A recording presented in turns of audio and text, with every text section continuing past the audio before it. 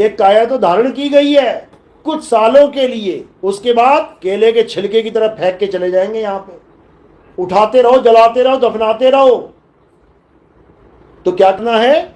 अब हमने निज नाम को जानना है। सारे नामों को त्याग दो। कोई किसी भी धर्म में है, उस धर्म में बोले जाने वाले सारे नाम त्याग दो और क्या करो? उसको जानो जिसकी वजह से वो नाम बोले जा रहे हैं। मैंने बोला राम, किसकी वजह से? आत्मा की वजह से। मैंने बोला अल्लाह, किसकी वजह से? आत्मा की वजह से। मैंने बोला वाहे गुरु, किसकी वजह से? आत्मा की वजह से। मैंने कहा हालेलुया यहोवा, किसकी वजह से? आत्मा की वजह से।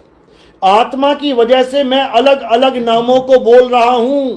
तो जो बोले जा रहे हैं वो बड़े हैं या जिसकी वजह से बोले जा रहे हैं वो बड़ा है?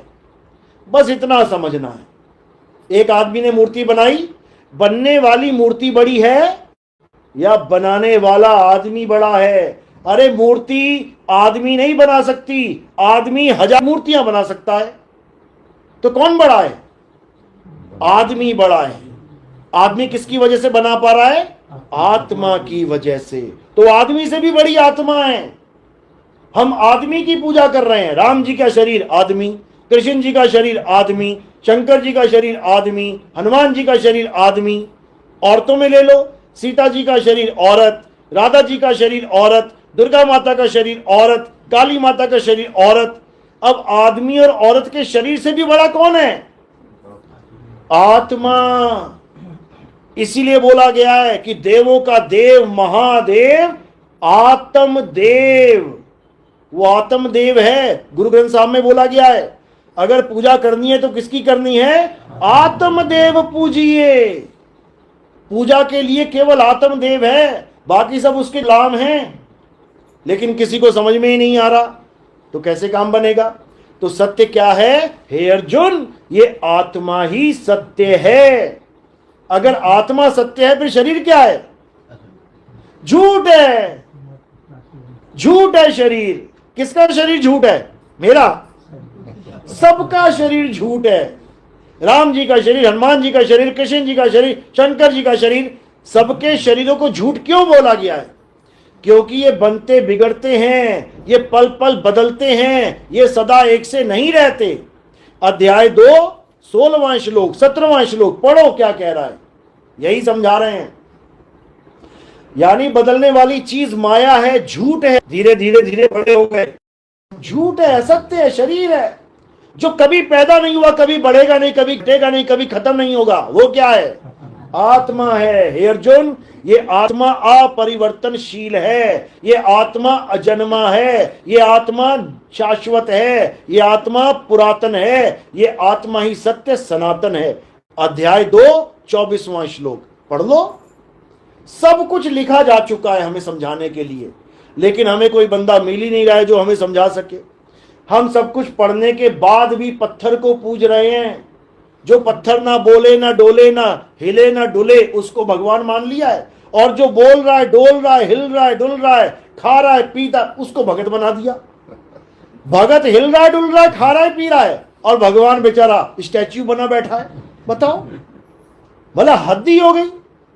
भगत घर में है तो चोर चोरी करके नहीं ले जा सकता, और 10 भगवान घर में है तो चोर आता है, चोरी करके ले जाता है, भगवान आशीर्वाद दे रहा होता है, ले जा ले जा। एक बार भी नहीं कहता मेरे भगत का घर है यार, लड़की की शादी है, तू तिजोरी खाली कर रहा है, मेरा भगत क्या करेगा? आशीर्वाद दे रहा है, ले जा। बताओ, ऐसे भगवान नहीं थे हमारे।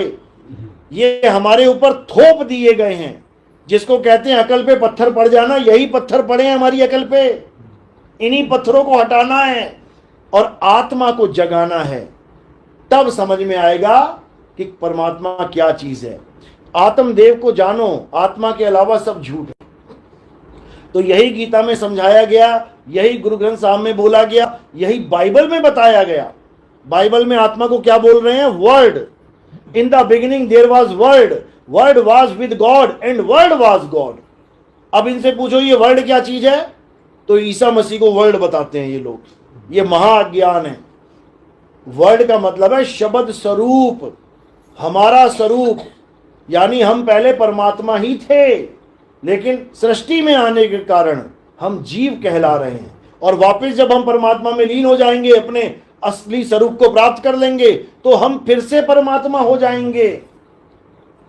यानी यही जीव फिर से जगदीश हो जाएगा। गरीबदास जी महाराज गवाही दे रहे हैं, कोटि तो ब्रह्मा भय कोटि भय ईश, और साहिब तेरी बंदगी से ये जीव होए जगदीश। यानी समुद्र से वाष्पीकरण के द्वारा कुछ बूंदें आई उठ के और पर्वत पे जाके बर्फ बन गई, बर्फ पिघली तो वो पानी बन गई, पानी से वो नदी बन गई। अब वही नदी जो समुद्र से अलग हो गई है, वही समुद्र में जाके समुद्र हो जाएगी। बस इतनी बात अगर समझ में आ गई तो ये काल का जाल टूट जाएगा, और अगर नहीं समझ में आई तो पत्थर पूजते पूजते जीवन बर्बाद हो जाएगा। बस इतनी सी बात समझ लो। तो कबीर साहब यही समझा रहे हैं, पाथर पूजे हरि मिले तो मैं पूजूं पहाड़, और वासे ये चाकी भली जो पीस खाए संसार। यानी अगर पूजना ही है पत्थर, तो भाई ये चक्की वाला पत्थर पूज लो, क्योंकि भगवान जो पत्थर का है, उसके मंदिर के आगे केवल वो लोग खड़े मिलेंगे जो पत्थर को भगवान मानते हैं। कभी मुसलमान खड़ा नहीं मिलेगा तुम्हें, कभी मंदिर के बाहर ईसाई खड़ा नहीं मिलेगा, कभी तुम्हें कोई सरदार जी खड़ा नहीं मिलेगा मंदिर के बाहर। वो बात अलग है कि मिक्सचर भी हैं, नकली सरदार भी हैं, यहाँ पे असली सरदार नहीं खड़ा मिलेगा। तो उस पत्थर के आगे वही खड़े होंगे जो पत्थर को भगवान मानते हैं, जो हिंदू हैं। लेकिन गांव की चक्की का जो पत्थर है, उस पत्थर रूपी भगवान के आगे तुम देख लेना, हिंदू भी खड़ा है बोरा लेके, भैया ये गेहूं पीस देना। मुसलमान भी खड़ा, भैया पहले मेरा पीस देना। ईसाई भी और सिख भी खड़ा है, भैया पीस देना, आटा चाहिए घर में। और मशीन खराब हो गई, पत्थर खराब हो गया, तो चारों खड़े मिलेंगे वहां पे, इंतजार कर रहे होंगे पत्थर सही हो जाए। तो वो पत्थर सबके लिए भगवान है, क्योंकि उसका पीसा खा रहे हैं। तो कबीर साहब ने कहा ये पत्थर तो एक का भगवान है, ये सबका भगवान है, सबकी आंखें इससे खुल रही हैं। रोटी खा के आंखें खुलती हैं तो कैसे मिल रही है? पत्थर से मिल रही है। गेहूं पिस रहा है तो मिल रही है। तो कबीर साहब ने जब ये बोला तो कुछ हिंदुओं ने उनको ये मान लिया कि वो हिंदू धर्म के विरोधी हैं। उन्होंने ये मान लिया कि कबीर साहब तो हिंदू धर्म के विरोधी हैं, ये तो देवी देवताओं का खंडन करते हैं। लेकिन वही हिंदू भाई गीता उठा के देख लो, अध्याय 7 23वां श्लोक पढ़ लो, 21, 22, 23, 24 सारे पढ़ लेना। क्या बोला है वहां पे? हे अर्जुन, जो देवी देवताओं की पूजा करते हैं, जो उनसे प्राप्त होने वाले क्षणिक फलों को कुछ समय के लिए बड़ा मानते हैं, वो सब अल्प बुद्धि जीव हैं, छोटी अकल के लोग हैं वो।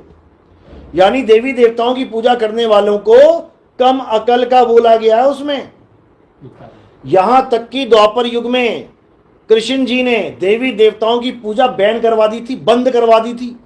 कोई हवन नहीं करेगा, कोई यज्ञ नहीं करेगा, कोई देवताओं को प्रसन्न नहीं करेगा, कोई प्रसाद ग्रहण नहीं करेगा इनके नाम का। यानी इनका खेल द्वापर युग में खत्म कर दिया था कृष्ण जी ने। फिर क्या हुआ? देवता रुष्ट हो गए, देवताओं का राजा आ गया गुस्सा होके, कहता मैं पानी पानी कर दूंगा हर जगह, ऐसी बारिश करूंगा सब मर जाएंगे। कृष्ण जी ने कहा करके देख ले भाई।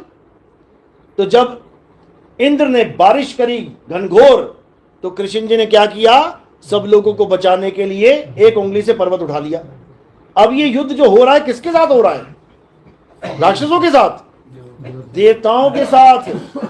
यानी कृष्ण जी ने हमें देवताओं से बचाया, देवताओं की पूजा ना करने की बात करी। लेकिन जैसे द्वापर युग खत्म हुआ, ये देवता फिर घुस आए हमारे अंदर। फिर शनि देव की पूजा चल रही है, फिर वरुण देव की पूजा चल रही है, फिर अग्निदेव की पूजा चल रही है। देवताओं की फिर पूजा शुरू हो, हवन यज्ञ फिर शुरू हो गए। तो कृष्ण जी से बड़ा भी कोई आ गया क्या, जिसने ये दोबारा ऑर्डर दे दिया? ये कौन लेके आया हमारे बीच? ये ब्राह्मण लेके आए हैं, क्योंकि इनको आत्मा का ज्ञान नहीं है। ये पत्थरों को भगवान मानने वाले हैं। इन्होंने तुम्हें आत्मा से दूर कर दिया और पत्थरों को भगवान बना के पेश कर दिया। अब तुम आत्मा को जानने वाले थे, लेकिन अब क्या हो गया, आत्मा को तुमने किनारे कर दिया। अब कुछ तो देना पड़ेगा ना तुम्हें, तभी तो तुम हमारे पीछे लगोगे। तो ब्राह्मणों ने क्या दे दिया, पत्थर पकड़ा दिए। पूजते जाओ, नहा निलाते धुलाते जाओ, भोग लगाते जाओ, यानी जड़ की पूजा करवा दी। यानी हमें बनना था आत्मज्ञानी और इन्होंने हमें पत्थर ज्ञानी बना के रख दिया।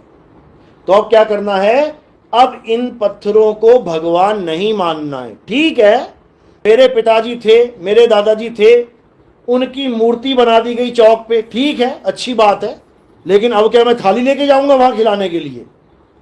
एक शहर में 4 चौक हैं, 4 चौक पे मेरे दादाजी का प्रतिबिंब बना दिया गया, मूर्ति बना दी। अब मैं 4 थालियां लेके जाऊंगा, इस दादा को भी भूख लगी है खाना खिलाऊं, इस दादा को भी खाना खिलाऊं, उसको भी खाना खिलाऊं?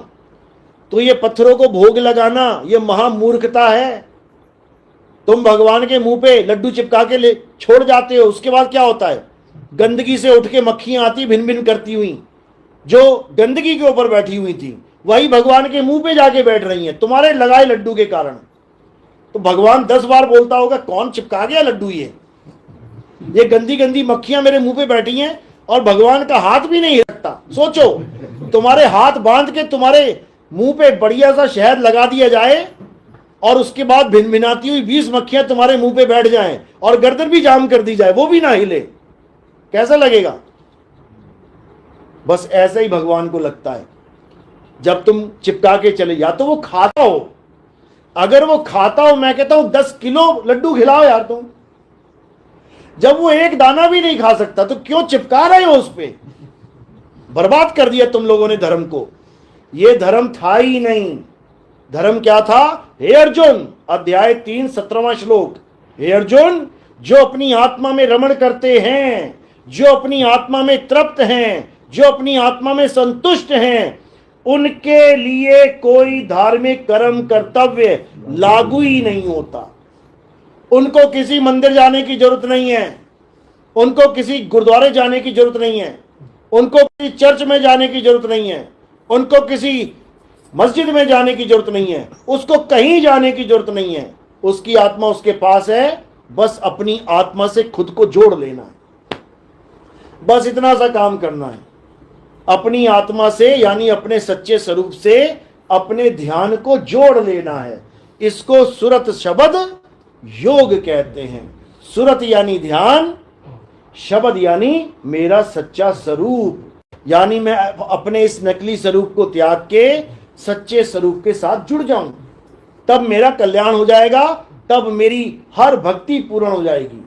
तब मैं कृष्ण जी को भी जान जाऊंगा कि वो क्या है, मैं राम जी को भी जान जाऊंगा वो क्या है, मैं हनुमान जी को भी जान जाऊंगा वो क्या है, मैं अल्लाह वाहिगुरु गॉड को भी जान जाऊंगा क्या है, मैं यहोवा को भी जान जाऊंगा वो क्या है। लेकिन ये तब होगा जब हम खुद को जान लेंगे। तो कबीर साहब यही समझा रहे हैं, जल में मीन प्यासी, मुहे देखते आवे हासी। आत्म ज्ञान, किसी और का ज्ञान नहीं, आत्म ज्ञान। आत्म ज्ञान का मतलब क्या होता है? खुद का ज्ञान। यानी कि जहां भी जिस भी शब्द के आगे आत्म जुड़ गया तो सारी दुनिया से तुम डिस्कनेक्ट हो जाते हो। और किससे कनेक्ट हो जाते हो? खुद से। जैसे मैं अभी आपको कहूं कि कोई कथा लिखो, तो तुम किसी की भी कथा लिख सकते हो पूरी दुनिया में, जो भी तुम्हें अच्छा लग रहा है लिख दो। लेकिन अगर मैं कहूं आत्म कथा लिखो, तो किसकी लिखोगे? खुद की। अब कथा के आगे जैसे ही आत्म शब्द जुड़ गया तो किसकी कथा हो गई? मेरी कथा हो गई। अब मैं तुम्हें कहूं कि हत्या कर दो, तो तुम किसी की भी हत्या कर दो। और मैं कहूं आत्महत्या करो, तब किसकी करोगे? खुद की करनी पड़ेगी, क्योंकि आत्म शब्द जुड़ते ही सारा मामला तुम्हारे ऊपर फिट हो गया। अब मैं कह रहा हूं रक्षा करो, तो किसी की भी रक्षा कर लो। अब मैं कहूं केवल आत्म रक्षा करना, फिर खुद की। मैं कह रहा हूं निर्भर हो जाओ, कोई बाप पे हो गया, कोई मां पे हो गया, कोई पड़ोसी पे हो गया। मैं कह रहा हूं आत्मनिर्भर हो जाओ, तो किस पे निर्भर हो गए? खुद पे। इसी प्रकार ज्ञान, सारी दुनिया में ज्ञान ही ज्ञान है, राम जी का नाम जप लो, श्याम जी का नाम जप लो, हनुमान जी का नाम जप लो, ये पराया ज्ञान है। अल्लाह का नाम जप लो, वाहिगुरु का नाम जप लो, गॉड का नाम जप लो, पराया ज्ञान है। और जब मैं कहता हूं आत्मज्ञान, तो किसका ज्ञान चाहिए? खुद का। मुझे खुद का ज्ञान चाहिए। आत्म ज्ञान बिना नर भटके, यानी दूसरों का ज्ञान प्राप्त करोगे तो भटकना पड़ेगा। अभी मुझे बालाजी का ज्ञान प्राप्त करना है तो कहां जाना पड़ेगा? बालाजी जाना पड़ेगा मुझे मंदिर में। मुझे केदारनाथ जी का ज्ञान प्राप्त करना है, कहां जाना पड़ेगा? केदारनाथ जाना पड़ेगा। फिर पानी के साथ बहता हुआ आऊंगा मजे से।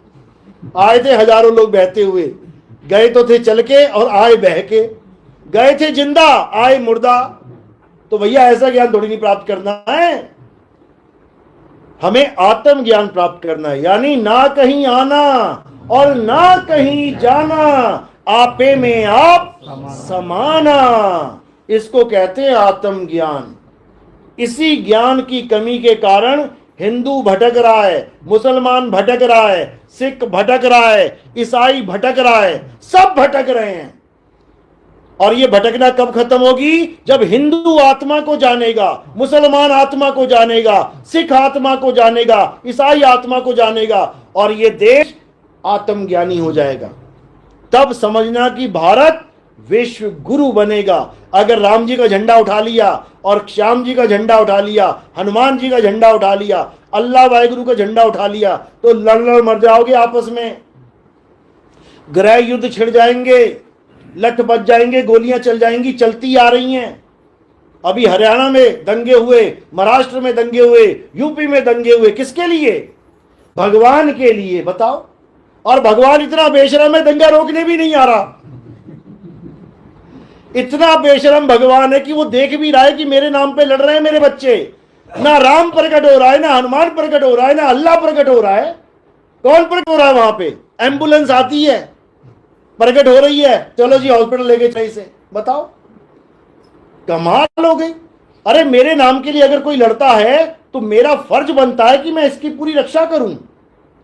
अगर भारत के नाम पे एक फौजी खड़ा है तो देश का फर्ज बनता है, भारत का फर्ज बनता है, इसको बुलेट प्रूफ जैकेट भी देनी है, इसको बंदूक भी देनी है, इसको राइफल भी देनी है, इसको दूरबीन भी देनी है, सर्दी गर्मी के कपड़े भी देने हैं। क्योंकि भारत के लिए वो फौजी लड़ रहा है। लेकिन यहां राम के लिए राम का दूत लड़ रहा है, अल्लाह के लिए अल्लाह का बंदा लड़ रहा है। ना राम को टेंशन, ना अल्लाह को टेंशन। मरो, लड़ो, कटो। तो भैया ऐसा भगवान नहीं चाहिए हमें। ऐसा भगवान नहीं चाहिए जो हमारे लिए आ ही नहीं रहा है। बड़ी बड़ी कहानियां सुना रहे हो, अल्लाह ने ऐसा कर दिया, वैसा कर दिया। वो इजराइल ने अल्लाह वालों का जीना हराम कर रखा है। बताओ, अकेला ही सब पे भारी पड़ रहा है। कहानियां सुना सुना के तुम धर्म बढ़ा रहे हो, तुम्हारा धर्म छोटा वो कर रहा है। तो समझो बात को, आत्म ज्ञान ही सबसे बड़ा ज्ञान है। अल्लाह अल हक, यानी खुदा सत्य है। तो मैं क्या करूं? क्या करूं मैं अगर खुदा सत्य है? अगर लड्डू मीठा है तो मैं क्या करूं? क्या करूं मैं लड्डू मीठा है तो? अरे खा उसे, और क्या करना है? तो लड्डू मीठा है तो सबको समझ में आ रहा है, लेकिन खा कोई नहीं रहा है। दिक्कत ये है। तो क्या करना है? अल्लाह अल हक को जानना है। और जैसे ही मैं लड्डू खाऊंगा तो मेरा मुंह कितना मीठा हो जाएगा? जितना वो लड्डू मीठा है। यानी अगर मैंने अल्लाह को पा लिया तो क्या हो जाएगा? हम ही अल्लाह हो जाएंगे। लेकिन अल्लाह को वो मत समझ लेना कि कोई अल्लाह कोई बहुत बड़ी वो अलग हस्ती है। जिसने अल्लाह को पाया उसने क्या बोला? पहले वो कहता था अल्लाह अल हक, और जिसने अल्लाह को पाया वो क्या बोला? अनल हक। दोनों में एक समानता है।